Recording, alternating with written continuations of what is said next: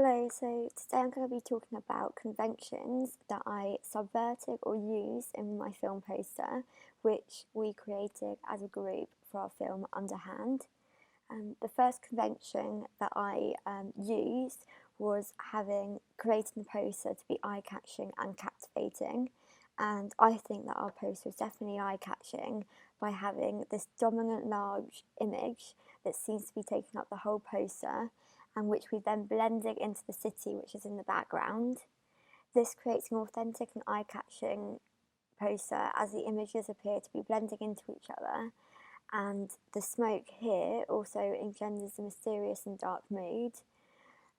Moreover, with the image, we've also conformed to the convention of having a focal picture. However, we have also layered two smaller images to create a stronger meaning into the poster. By having the femme fatale as the largest focal image, it engenders that she possibly has the dominant control. And then by having the character of Ross placed underneath her hand, it gives the sense that she is controlling and manipulating him. We then also decided to use the protagonist's son, who is looking directly at Ross, and it's to convey this idea that the son is a possible motive and distraction. And also we subvert the stereotype of the female being the motherly caring figure, and instead having the father, the male protagonist, having the parental responsibility. For our image, we were inspired a lot by Gone Girl, which you can see here. They have also used this idea of having the femme fatale blurred into the background, and although you can see less of her features and it's more distinctly with her eyes, she is still this larger image of the male protagonist here and is overlooking him, which is suggesting the same kind of idea as us, that she is controlling him and manipulating him and has more power. Moreover, we also conformed to the convention of having a large captivating title, and we decided to have this in the centre of the film poster in order to make sure that it's the first thing you see. And we also layered and mirrored the title underneath it, so it appeared below, and this creates it to be more captivating and eye-catching, and it will bring more attention to it.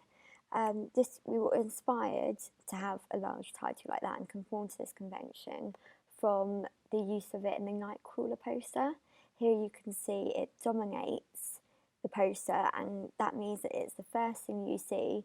So when you look at it, and like our poster, you see the title first, and then you begin to see the characters around it.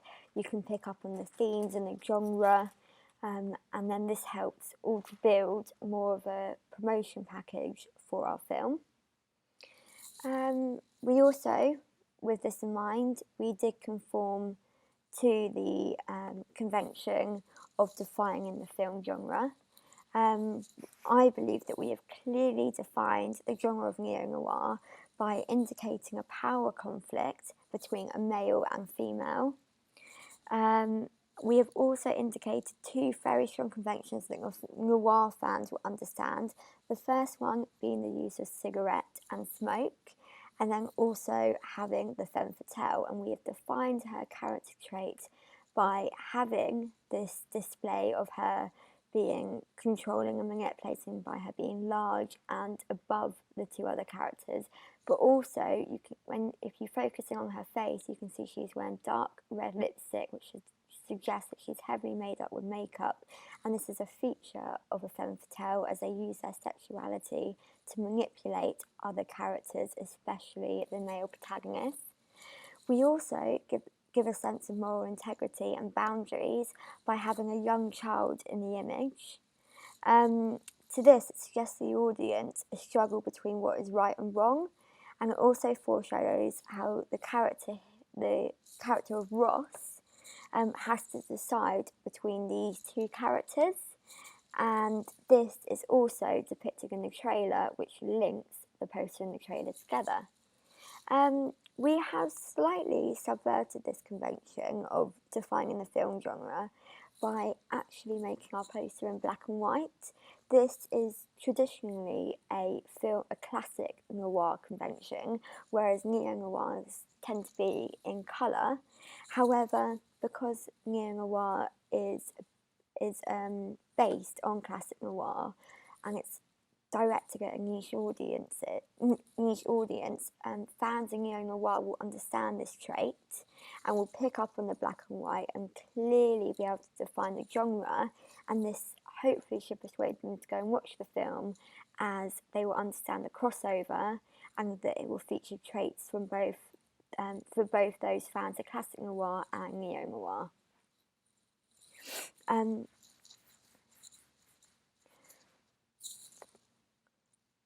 With the idea of colouring, the reason why we thought it would be black and white is not only because of that link between classic noir and neo-noir.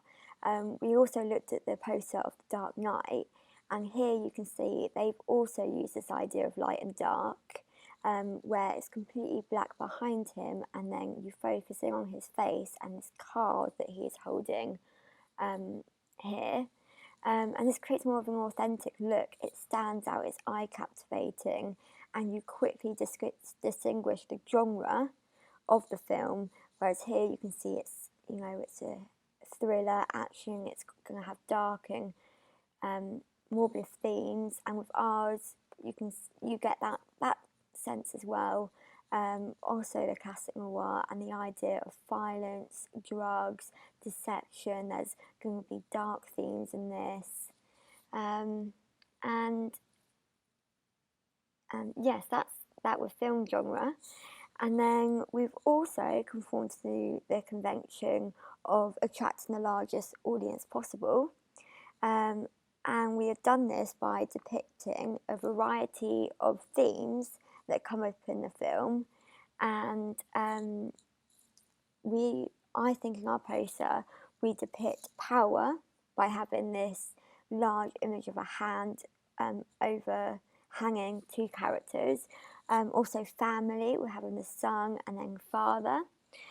Love is suggested by the fact that these two are connected, and it's a male and female. It gives that stereotype. Deception is symbolised by the title, the tagline, and also again the image here, and how she is blurred into the background. You can't really see her face, suggests that she is hiding something, and by the fact that the gun here is hiding the male's face, this gives the sense that he is also hiding. And obviously by having the gun, this also depicts the violent and crime themes. Whilst I'm talking about the gun, we did pick up, once we had created this poster, that having a gun facing out of the poster towards you is not actually something that is allowed with British posters, and the ASA don't agree with that. However, because we were only informed of this after we created the poster, we couldn't change it because we had taken this photo, and that is what we had originally decided to do, so we had no different photographs. However, if we did have more time to go back out and take another photo, we still would include the gun image because this is a key theme in Neo Noir, but we would have it possibly facing sideways or facing upwards so it isn't facing out onto the audience. And again, another convention that is seen across all posters is that of an indication of when the film is released, and we have clearly said here that it's in cinemas March 26th. We've decided to include the fact that it says in cinemas, not just say the date, because this highlights how we're going to have a symbiotic relationship with a cinema. We're thinking of Picture House because it's an independent cinema, but possibly because from focus groups and audience feedback, a lot of people have resonated with the themes, the strong themes and plot lines that we have creating our film. We may also open this up to films such as Odeon, and although these are bigger cinema chains, we hope that because we have themes that do cross over into genres such as action, we will be able to bring in that audience as well. We've also used that convention of having a credit block, which clearly outlines who our distributor is, the production company, the director, the actors, the editor, and all that you need to know. One thing that we did subvert in the convention is having reviews on the poster. As firstly, we didn't want to appear the poster to become too cluttered and busy, but it was also, we decided not to include it because we already have a critic response by having the title of the award festival Sundance in our trailer, so we didn't feel it was necessary to have it on the poster.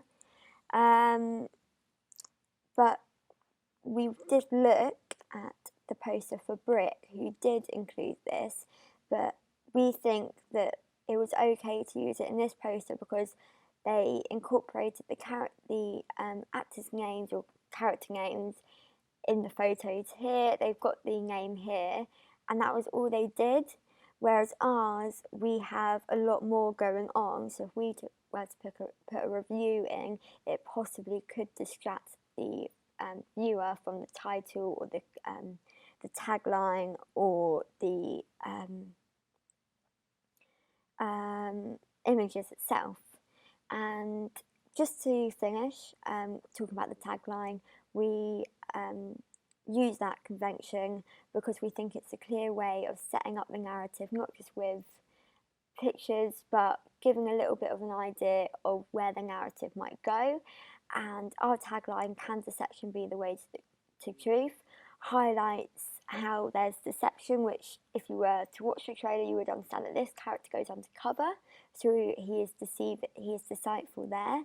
And also when he gets further and further into the drug group, he ends up deceiving his true self by forgetting his loyalties with his son. But it gives this idea that is he deceiving himself and deceiving others to find out the truth, and that is something that you will find out if you were to watch the whole film. So that is another aid of marketing. Thank you for listening, and goodbye.